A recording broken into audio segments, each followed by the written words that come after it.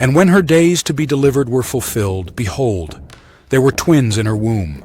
And the first came out red all over like an hairy garment, and they called his name Esau. And after that came his brother out, and his hand took hold on Esau's heel, and his name was called Jacob. And Isaac was 80 years old when she bare them. Genesis 25, 24, 26.